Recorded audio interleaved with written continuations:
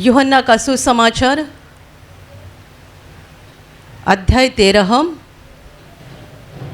वचन 3 से लेकर 11 तक मैं पढ़ रही हूँ। ध्यान देकर सुनो।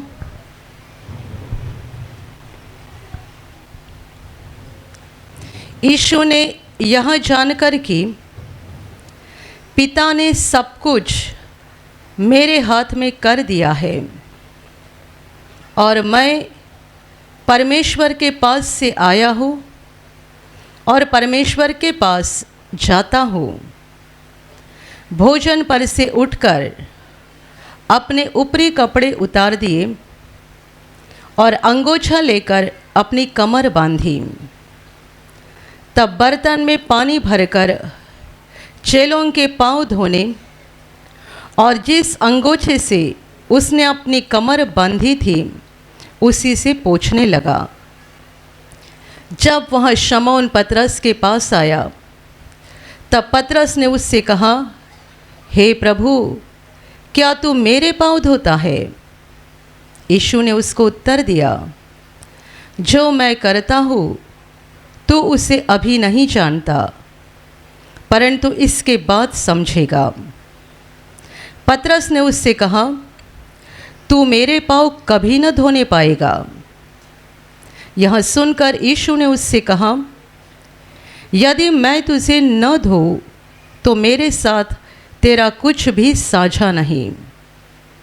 शमौन पतरस ने उससे कहा, हे प्रभु, तो मेरे पाँव ही नहीं वरन हाथ और सिर भी धो दे।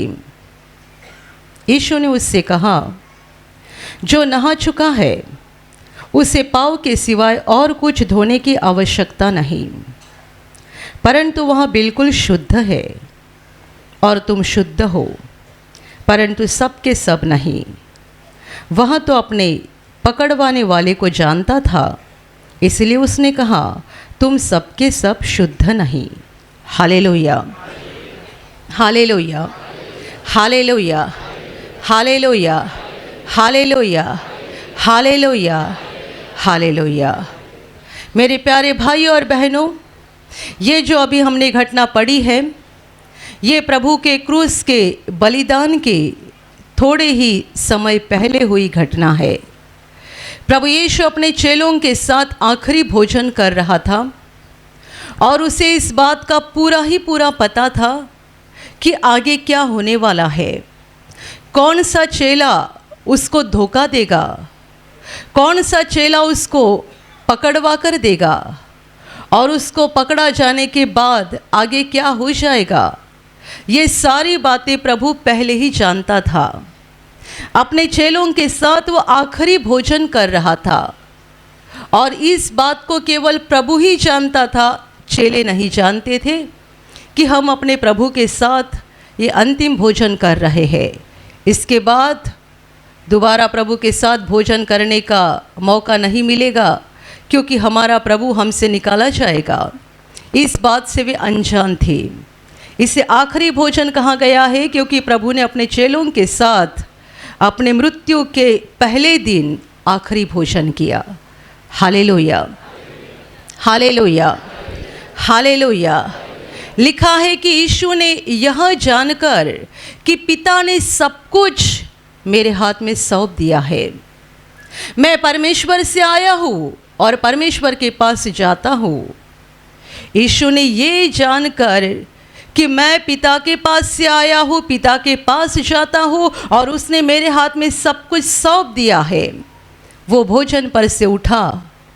उसने अपने ऊपरी कपड़े उतार दिए, अंगोछा लेकर कमर बांधी, बर्तन में पानी लिया, अपने चेलों के पाँव धोने लगा और जिस अंगोछे से अपनी कमर बंधी थी उसी अंगोछे से चेलों के पाँव पोंछने लगा।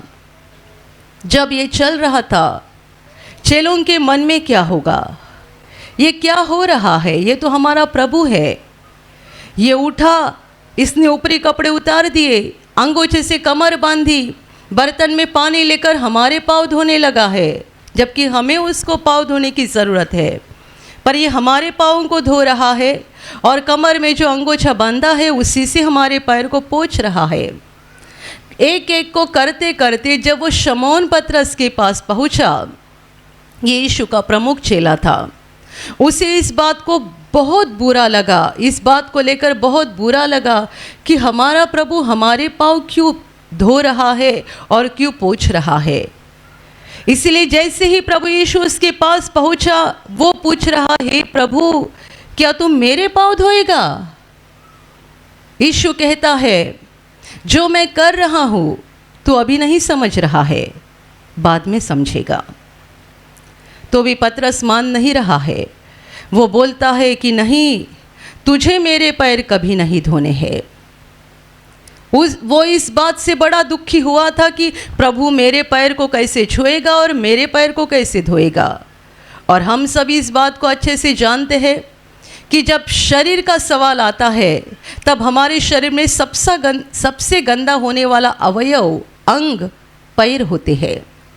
हम नहाए तो भी पैर गंदे रहते हैं, क्योंकि हम यहाँ वहाँ फिर घूमते रहते हैं, जाते रहते हैं, तो मिट्टी हमारे सर को नहीं, हाथ को नहीं, बल्कि पैर को सबसे ज़्यादा लगती है। तो पतरस को इस बात का बड़ा बुरा लग रहा था कि प्रभु मेरे पैर को कैसे हाथ लगाएगा, कैसे धोएगा और कैसे पोंछेगा। वो कहता है, नहीं नहीं नहीं, मेरे पैर तुझे कभी नहीं धोने हैं। तो यीशु कहता है, यदि मैं तुझे ना धोऊंगा, मैं तुझे ना नहलाऊंगा, तो तेरा मेरे साथ कुछ भी साझा हुआ नहीं है, यानी मेरे साथ तुझे कोई भाग नहीं है, कोई हिस्सा नहीं है।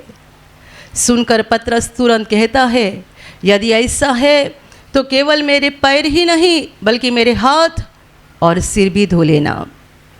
क्योंकि पतरस नहीं चाहता था कि मैं प्रभु के राज्य से बाहर निकलूं या प्रभु के साथ मेरा कोई भाग ना रहे। यीशु कहता है कि यदि मैं तुझे ना धोऊं तो मेरे साथ तेरा कुछ साझा नहीं है। तब वो तुरंत कहता है कि तो फिर मेरे केवल पैर ही मत धोना, हाथ और सर भी धो लेना। यीशु कहता है, जो नहा चुका है उसे पाँव के अलावा, पैर के अलावा और कुछ धोने की आवश्यकता नहीं है, क्योंकि वो शुद्ध है। और तुम शुद्ध हो, पर सबके सब नहीं। आगे लिखा है, ये प्रभु ने इसीलिए कहा कि तुम सबके सब शुद्ध नहीं, क्योंकि वो पहले से जानता था कि इन 12 में से उसे धोखा देने वाला कौन है और उसको पकड़वाने वाला कौन है। Hallelujah, hallelujah, hallelujah, hallelujah. और ये घटना आगे भी जारी है कि प्रभु ने सब चेलों के पाँव धोने के बाद फिर से वो उठकर अपनी जगह पे बैठ गया और चेलों को पूछ रहा है, क्या तुमने जान लिया कि मैंने तुम्हारे साथ क्या किया? क्या तुम समझ गए कि मैंने क्या कर दिया तुम्हारे साथ? तुम मुझे गुरु, प्रभु ऐसा कहकर पुकारते हो, और ये सत्य है, क्योंकि मैं वही हूँ। मैं प्रभु हूँ, मैं तुम्हारा गुरु हूँ, और मैं तुम्हारा गुरु, प्रभु, स्वामी होकर भी मैंने तुम्हारे पाँव धोए हैं, तो तुम्हें भी वैसा ही करना है। Hallelujah, hallelujah, hallelujah, hallelujah. मेरे प्यारे भाई और बहनों, परमेश्वर का पुत्र यीशु मसीह इंसान का रूप लेकर धरती पर आया था। 33 साल वो इस धरती पर रहा और अपनी जिंदगी के अंतिम दिनों में उसने बहुत बड़ा दुख उठाकर और बहुत क्लेश और पीड़ा उठाकर क्रूस पर अपना समर्पण कर दिया। उसने कहा था, मैं इसीलिए संसार में आया हूँ। ये मनुष्यों के पापों का दंड था। ये पापी लोगों के पाप थे जो यीशु को अपने ऊपर उठाने थे और खुद पापों को उठाकर, खुद इन पापों को लेकर पापियों को धोना था और शुद्ध करना था, ताकि पापी मनुष्य पापों की क्षमा पाकर अनंत जीवन में यानी स्वर्ग में प्रवेश करे। Hallelujah, hallelujah, hallelujah, hallelujah. वैसे तो हर दिन हम प्रभु के बलिदान को याद करना ज़रूरी है, क्योंकि ये प्रभु का बलिदान यदि ना होता तो किसी मनुष्य को कोई उम्मीद नहीं थी। हमारे पास कितना भी धन हो, कितनी भी संपत्ति हो, पर मनुष्य के जीवन के पाप ऐसी एक भयानक बात है जो उसको पूरी तरह से बर्बाद कर देती है। और मनुष्य को पाप से मुक्ति की और पाप से आज़ाद होने की ज़रूरत है। Hallelujah, hallelujah. आज़ादी, स्वतंत्रता हर कोई चाहता है, हर कोई मनुष्य एक फैक्ट्री में काम कर रहा है, तब उसका दिमाग इस रीति से चलता है कि फैक्ट्री चलती कैसे है, ये प्रोडक्ट बनता कैसा है, मैं सीख लूँ और मैं खुद अपनी कंपनी बना दूँ। कितने लोग इसीलिए काम करते हैं कि उनके दिमाग में ये चलता है कि मैं इसके हाथ के नीचे क्यों काम करूँ, मैं भी अपनी कंपनी बना दूँ, मैं अभी सीख लेता हूँ और फिर मैं अपनी फैक्ट्री निकालता हूँ। क्या चाहिए? आज़ादी।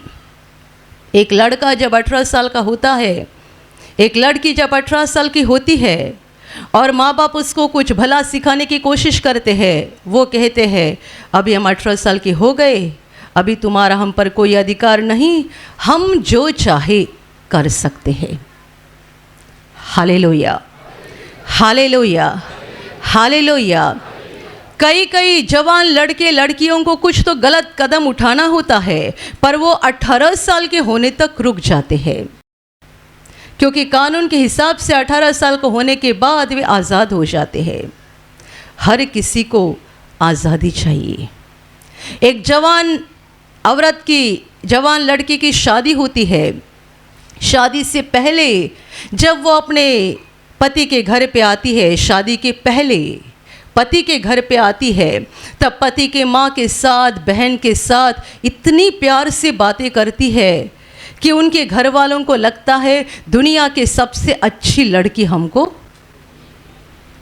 देखा, आप ही ने मेरे वाक्य को पूरा कर दिया। हर औरत को ऐसा ही लगता है मुझे दुनिया की सबसे अच्छी बहू मिल चुकी है।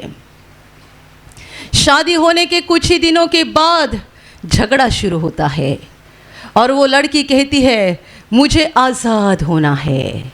अपने पति से कहती है मुझे तुम्हारे माँ बाप के साथ नहीं रहना है।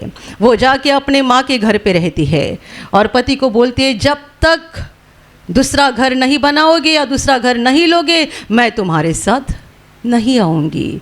तब ये बेटे की माँ कहती है दुनिया की सबसे खराब लड़की मेरे घर में आई है। Hallelujah, hallelujah. पर ये हर जगह है। मनुष्य आज़ाद होना चाहता है, आज़ाद। पहले एक औरत अपने सास ससुर से आज़ाद होना चाहती है, उनसे आज़ाद हो गई कि बाद में उसको पति से भी आज़ाद होना पड़ता है। वो बार बार पति को कहती है तुम्हारा क्यों सुनूं, मैं भी पढ़ी लिखी हूँ, मेरे पास भी पैसा है, मैं भी कमाती हूँ, मैं अपनी मर्जी के अनुसार कर सकती हूँ, किससे बात करना किससे नहीं करना, कहाँ जाना कहाँ नहीं जाना मेरा फैसला है, मैं ले लूँगी। हर कोई आज़ादी चाहता है। आजकल के छोटे छोटे बच्चे भी आज़ादी चाहते हैं। Hallelujah, hallelujah. और इसीलिए वो बार बार तुलना करते हैं, मेरा ये दोस्त देख उसके मम्मी पापा ने उसको कैसा दिया है, मेरी वो सहेली देख उसके मम्मी पापा ने उसको कितनी सुविधा दी है, तुम क्या मुझे दे रहे हो। हर कोई आज़ादी चाहता है। पर मेरे प्यारे भाई और बहनों ये जान लेना, मनुष्य को मनुष्य से आज़ादी की ज़रूरत नहीं है। मनुष्य को एक ही चीज़ से आज़ाद होने की ज़रूरत है। वो एक भयानक बात है हमारे जीवन की जिससे कोई नहीं छूटा है, कोई नहीं, राजा हो या भिखारी हो, हर किसी को इससे आज़ाद होने की ज़रूरत है। वो है पाप, परमेश्वर से दूर होना, परमेश्वर के खिलाफ बर्ताव करना। पाप केवल 2 अक्षर है, पर ऐसी भयानक बात है जिसने राजा से लेकर भिखारी तक हर मनुष्य को बर्बाद कर दिया है। क्योंकि पाप हमें अशुद्ध कर देता है और पवित्र परमेश्वर से हमारा नाता तोड़ देता है। पाप हमें गंदा बना देता है। पाप हमें बुरा बना देता है, पाप हमें अपवित्र कर देता है और पवित्र परमेश्वर के साथ हमारा रिश्ता टूट जाता है। और यदि परमेश्वर से रिश्ता टूट गया है तो जिंदगी नरक है। हम 40 साल जिए या 80 साल जिए, जिंदगी खराब है, कुछ मतलब नहीं है। Hallelujah, hallelujah. परमेश्वर का पुत्र यीशु मसीह इसीलिए दुनिया में आया कि हमें इसी भयानक चीज से मुक्त करे, आज़ाद करे। और इसलिए यीशु ने कहा था, तुम सत्य को जानोगे और सत्य तुम्हें स्वतंत्र करेगा। सत्य कौन है? यीशु कहता है, मार्ग, सच्चाई और जीवन मैं ही हूँ। तुम सत्य को जानोगे अर्थात यीशु को जानोगे, और वही है जो हमें पाप से आज़ाद कर देगा, हर अधर्म से, हर गुनाह से आज़ाद कर देगा। यानी वो हमें धोकर शुद्ध कर देगा, धर्मी बनाएगा, और हमारा धर्मी बाप यानी परमेश्वर, उसके साथ हमारा मेल हो जाएगा, ताकि हम उसके बच्चे बन जाएंगे, आशीषित लोग बन जाएंगे और एक दिन अनंत जीवन में प्रवेश कर पाएंगे। Hallelujah, hallelujah, hallelujah, hallelujah. प्रभु यीशु भोजन होने के बाद उठा, अपने ऊपरी कपड़े उतार कर कमर में अंगोछा बांधा, एक बर्तन में पानी लिया, चेलों के पांव धोने लगा और उसके कमर में जो अंगोछा बांधा हुआ था उसी से पोंछने लगा। चेलों को लगा हमारा प्रभु कुछ तो अजीब काम कर रहा है, पर इसी काम के लिए वो आया है। उनके पैर धोना ये पाप धोने का चिन्ह था, प्रतीक था। पैर में गंदगी लगती है ना, मनुष्य की आत्मा को गंदगी लगी है पाप की।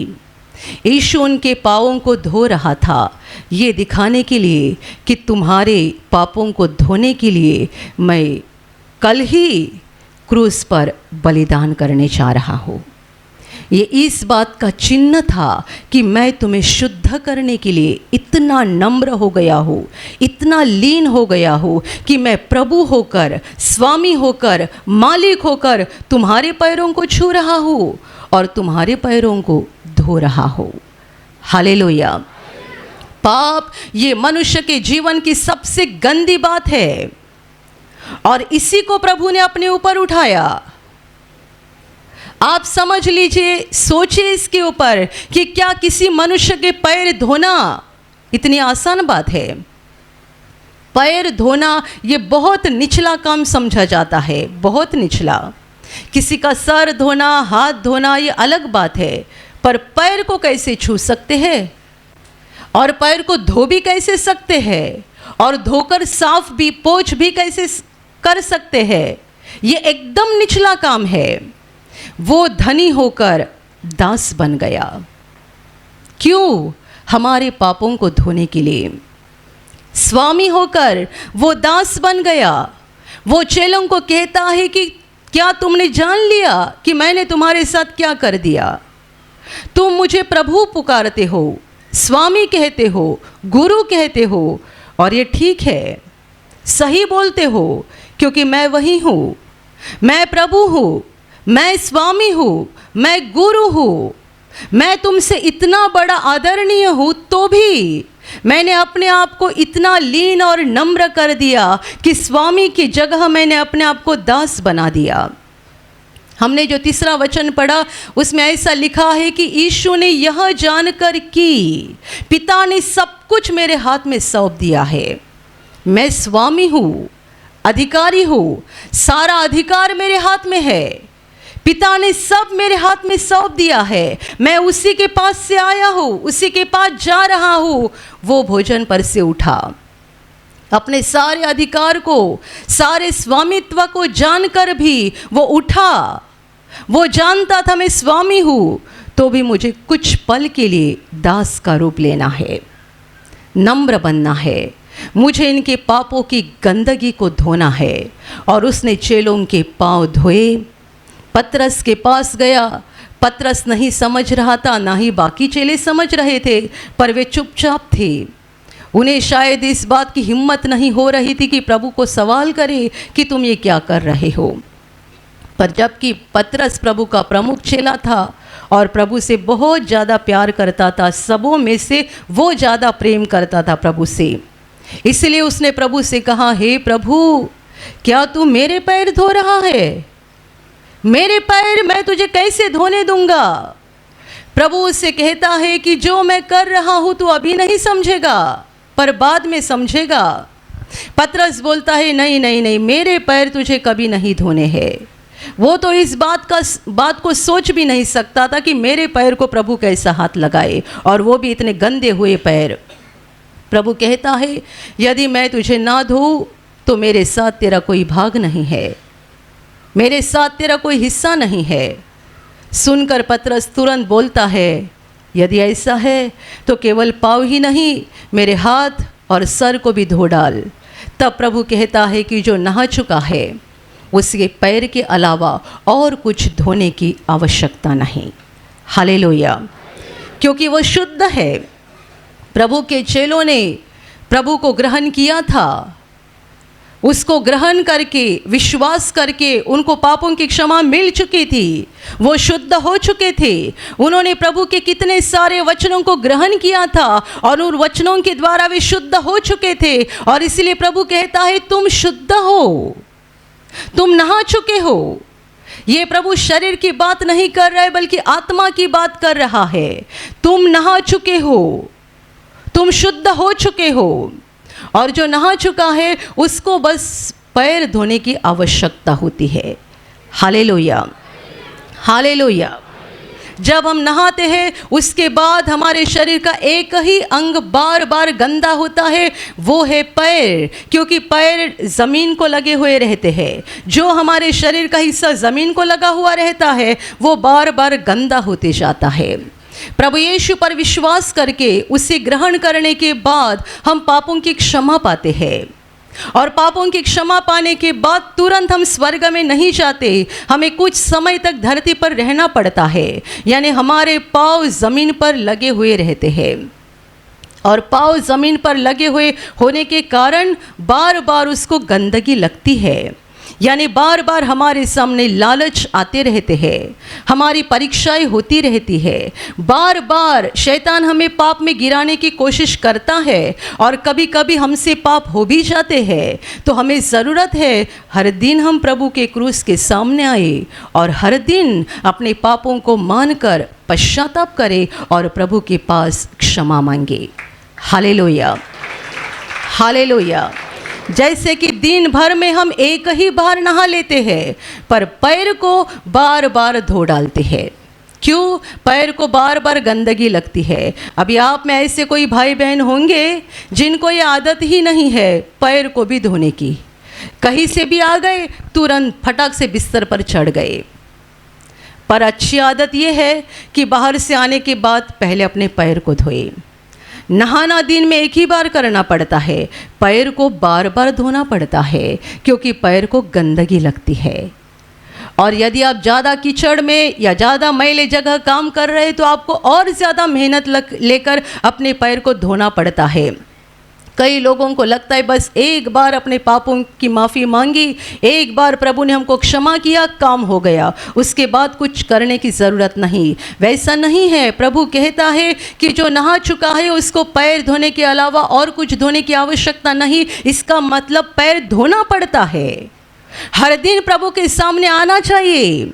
हमने जो पाप किए उनके लिए पश्चाताप करना चाहिए, क्षमा पानी चाहिए, क्योंकि एक बार जब हमने पश्चाताप किया और क्षमा पाई उसके बाद हम स्वर्ग में नहीं पहुँचे। हमारे पैर ज़मीन पे लगे हुए हैं, हम धरती पर है, तो हमारी परीक्षाएं होती रहती है। शैतान हमारे सामने लालच लाते रहता है और कभी कभी हम फंस भी जाते हैं, पाप में गिर भी जाते हैं। तो हमारे लिए ज़रूरी है कि हर दिन हम प्रभु के क्रूस के सामने आए और हर दिन अपने पापों का पश्चाताप करके प्रभु के पास क्षमा मांगे।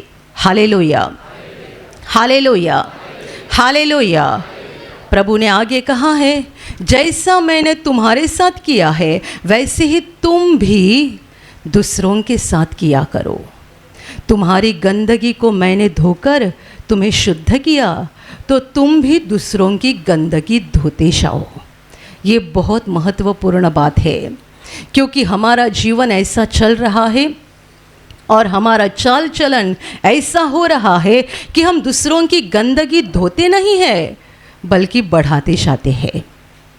दूसरों के दोष निकालते जाते हैं, दूसरों के पाप ढूंढते जाते हैं, दूसरों को बदनाम करते जाते हैं और दूसरों के बारे में बुरा बोलते जाते हैं। यीशु कहता है, जैसा मैंने तुम्हारे साथ किया है वैसा तुम दूसरों के साथ किया करो।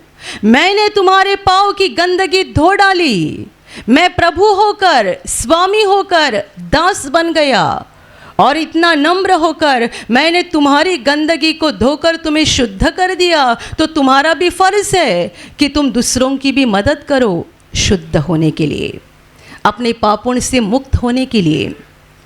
कोई भाई आज यहाँ प्रार्थना में आया है जिसको शराब का व्यसन है, पूरा जीवन गंदगी से भरा है। किसी दूसरे भाई ने आज उसको यहाँ पर लाया है। आज प्रभु का बड़ा अनुग्रह इस भाई के ऊपर हो जाएगा जिसको शराब की लत है। प्रभु के अनुग्रह के बाद ये साफ हो जाएगा, ये लत छूट जाएगी, ये आज़ाद हो जाएगा, शैतान के इस बंधन से मुक्त हो जाएगा। ये क्या हो गया? शुद्ध हो गया। इसे शुद्ध किसने किया? परमेश्वर ने। पर शुद्ध होने के लिए किसने मदद की? उस मनुष्य ने जिसने उसको परमेश्वर के चरणों के पास लाया। यीशु कहता है, जैसा मैंने तुम्हारे साथ किया वैसा तुम भी दूसरों के साथ किया करो। इस मनुष्य के जीवन में ऐसे बहुत लोग होंगे जिन्होंने आज तक उसको बुरा कहा है, ये शराबी है, ये पागल है, ये सुधरेगा नहीं, ये ऐसा ही खत्म हो जाएगा। ऐसा बोलने वाले बहुत लोग उसको मिले हैं, पर आज उसको ऐसा एक भाई मिला है जिसने उसके पैर धोए हैं। कहाँ है? चलो प्रभु के चरणों के पास। शैतान ने तुमको कितना भी जकड़ा होगा, पर प्रभु की ताकत इतनी बड़ी है और उसकी दया इतनी बड़ी है कि वो तुम्हें आज़ाद कर देगा और तुम्हारा जीवन शैतान के हाथ से हमेशा के लिए मुक्त हो जाएगा। Hallelujah, hallelujah, hallelujah. अपने पाँव धोते जाओ और दूसरों के भी पाँव धो, ये प्रभु की आज्ञा है। यीशु कहता है कि जैसा मैंने तुम्हारे साथ किया है वैसा ही तुम भी दूसरों के साथ करो। हम सब पापी थे और आज भी हम पूरी रीति से पवित्र नहीं हुए हैं। हमारे द्वारा पाप होते जाते हैं, तो हमारा ये कोई हक नहीं बनता है कि हम दूसरों पर इल्ज़ाम लगाते जाए और दूसरों की गलतियां ढूंढते जाए और उनको बदनाम करते जाए और उनको बुरा बुरा बोलते जाए। ये हमारा हक नहीं है, ये हम नहीं कर सकते हैं। प्रभु अपने चेलों से कहता है, मैंने तुम्हारे पैर धोए हैं ना, तो तुम भी आगे जाकर वही काम किया करो। और बाद में चेलों ने वही काम किया और इसीलिए तो प्रभु के चेले आगे बढ़े, उसके बाद दूसरे चेले बने, उसके बाद और चेले बने और चेले बने और गए 2000 साल ये काम हो रहा है। प्रभु के चेले पापियों के पाँव धो रहे हैं, क्योंकि प्रभु ने आज्ञा दी थी, जैसा मैंने तुम्हारे साथ किया है वैसा ही तुम भी दूसरों के साथ किया करो। Hallelujah, hallelujah, hallelujah, hallelujah. मेरे प्यारे भाइयों और बहनों, यीशु ने हमारे पाँव धोए, इसका मतलब स्वामी होकर वो दास बना और हमारी सारी गंदगी को उसने अपने ऊपर उठाया। ये समय है प्रभु के बलिदान का विशेष रूप से स्मरण करने के लिए। आप प्रभु के बलिदान के ऊपर स्मरण करते जाओ, गौर से देखते जाओ, सोचते जाओ कि प्रभु का बलिदान परमेश्वर का कितना बड़ा प्रेम है, कितनी बड़ी नम्रता है कि मैं पापी होकर मेरी सारी गंदगी को उसने अपने ऊपर उठाया। आप जानते हैं, घर में किसी व्यक्ति ने कुछ बहुत भयानक बुरा काम किया होगा, बहुत भयानक बुरा काम, और उसे पकड़ने के लिए पुलिस आ गए, तो घर वाले कहते हैं लेके जाओ इसको। क्यों? इसने गुनाह किया है। घर वाले ये नहीं बोलते हैं इसने जो भी किया होगा हमसे ले लेना, इसके बदले हम अंदर आते हैं, इसके बदले हम अंदर आते हैं। ऐसी माँ या पिताजी नहीं बोलते, भाई या बहन नहीं बोलते हैं हमारे भाई ने बुरा काम किया है इसके बदले हमको जेल में डाल दो। इसके विपरीत घर वाले बोलते लेके जाओ इसको। प्रभु ने क्या किया? हमने बुरे काम किए, शैतान हमको मार रहा था, प्रभु कहता है इन्हें छोड़ दो और मुझे मारो, इनके सारे पापों का दंड मुझे दे दो। इन्होंने पाप किया है, इन्होंने तुम्हारा सुना है। प्रभु शैतान को कहता है इन्होंने तुम्हारा सुना है, गलत काम किए हैं, सच है, ये सब मंजूर है। ये सारी मानवता, ये सारे इंसान जिनको मैंने बनाया ये पापी है, इन्होंने तुम्हारा सुना है, पाप किए हैं, गलत काम किए हैं, अधर्म किए हैं, पर इनके पापों का जितना सारा दंड है वो मुझसे ले लेना। प्रभु ने मनुष्यों को बचाने के लिए अपने आप को शैतान के हाथ में दे दिया। प्रभु यीशु ने कहा था कि मैं तुम्हारे लिए उसके हाथ में जा रहा हूँ। वो हमारे खातिर उसके हाथ में गया, उस दुष्ट शैतान के हाथ में। उसने हमारे पापों को उठाया।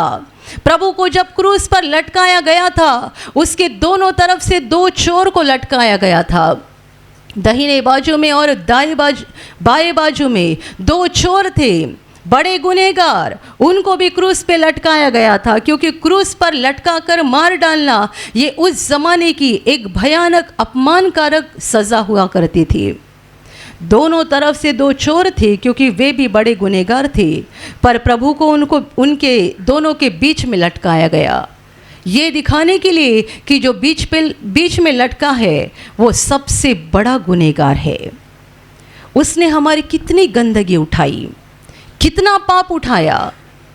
मैंने आपको कहा एक लड़का यदि गलत काम करता है और उसे पकड़ने के लिए पुलिस आ गए तो माँ कहती है लेके जाओ, भाई कहता है लेके जाओ, बहन कहती है लेके जाओ, इसने बुरा काम किया है।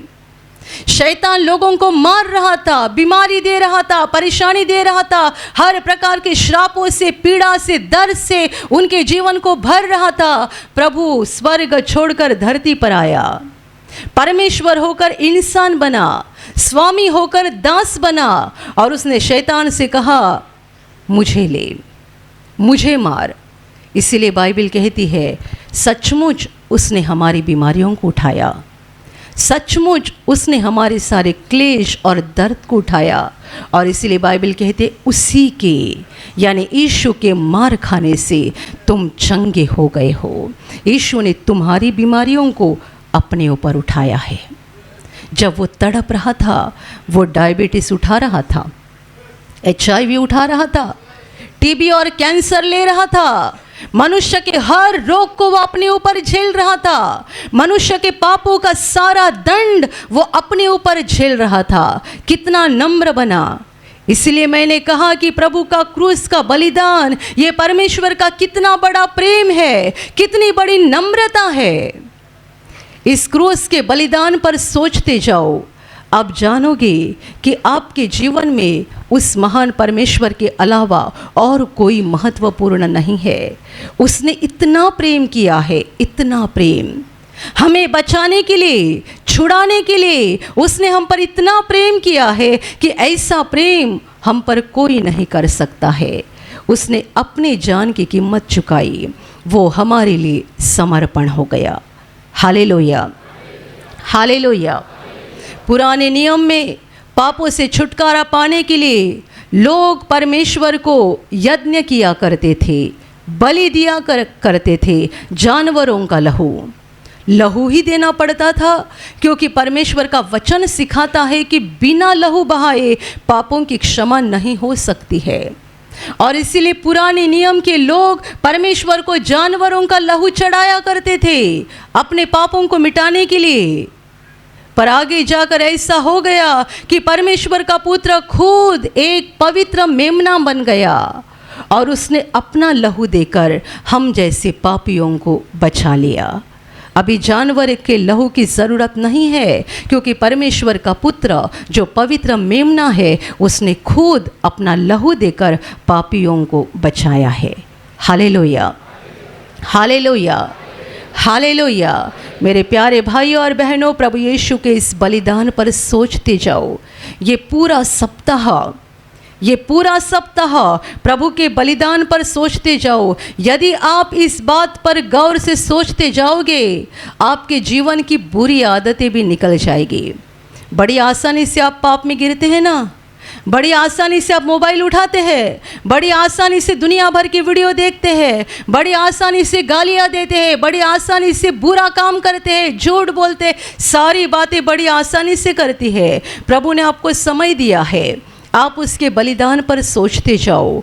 वो प्रभु होकर मेरे लिए कितना नम्र बन गया, मेरे कैसे गंदे गंदे कामों को, कैसे पापों को और अधर्मों को उसने अपने ऊपर उठाया। आप जब उसके प्रेम और नम्रता के बारे में सोचते जाओगे, आपका दिल ऐसा पिघल जाएगा कि बुरे काम आपको छोड़कर निकल जाएंगे। और जैसा कि प्रभु ने कहा है, तुम शुद्ध हो, वो आपको शुद्ध कर देगा। हर अधर्म से, हर गुनाह से मुक्त करके वो आपको शुद्ध करेगा, धर्मी बनेगा। आप सच्चे अर्थ से परमेश्वर के बच्चे बन जाएंगे, आशीषित लोग बन जाएंगे और एक दिन स्वर्ग के अनंत जीवन में प्रवेश करोगे। Hallelujah, hallelujah, hallelujah. और अभी प्रार्थना करने का समय है। आप विश्वास करो कि एक पल में प्रभु यीशु आपको छूकर चंगाई देगा। एक पल में वो आपके जीवन का दुख निकाल देगा और आपके आंसुओं को खुशी में बदल देगा, क्योंकि उसके लिए असंभव कुछ नहीं है, अनहोनी बात एक भी नहीं है। प्रभु यीशु आज भी जिंदा है। 2000 वर्ष पहले वो शरीर रूप में धरती पर था, आज शरीर रूप में नहीं बल्कि आत्मा के रूप में है। और दुनिया के कोने कोने में जहाँ जहाँ लोग विश्वास के साथ उसको पुकारते हैं, उसके पास प्रार्थना करते हैं, उन सबों की पुकार को प्रभु सुनता है, उन्हें चंगा करता है, उनके आंसुओं को पोंछ देता है और उनके जीवन को खुशी से भर देता है। आप भी इसी विश्वास के साथ आपके बीमार भाग पर हाथ रखो, और यदि वहाँ हाथ नहीं रख सकते हैं तो अपने सीने पर हाथ रखो। प्रभु यीशु के नाम से इसी क्षण आपके शरीर की सारी बीमारियां निकल जाए। यीशु के नाम से आपके जीवन का सारा दुख निकल जाए। शैतान का हर एक काम आपके जीवन से और आपके परिवार से पूरी तरह से नष्ट हो जाए। यीशु के नाम से, प्रभु यीशु के नाम से शैतान का सारा काम आपके जीवन से नष्ट हो जाए। सारी दुष्ट आत्माओं को प्रभु यीशु के नाम से मैं आज्ञा दे रही हूँ, इसी क्षण इन्हें छोड़कर निकल जाओ और वापस उनमें नहीं आना। इसी क्षण प्रभु का महान सामर्थ आपके ऊपर आ जाए, प्रभु का महान सामर्थ आपके ऊपर आ जाए, प्रभु का महान सामर्थ आपके ऊपर आ जाए। इसी घड़ी पवित्र आत्मा की खुशी आपके दिल में आ जाए, पवित्र आत्मा की शांति आपके दिल में आ जाए और आपका जीवन स्वर्ग की रोशनी से भर जाए। आमीन।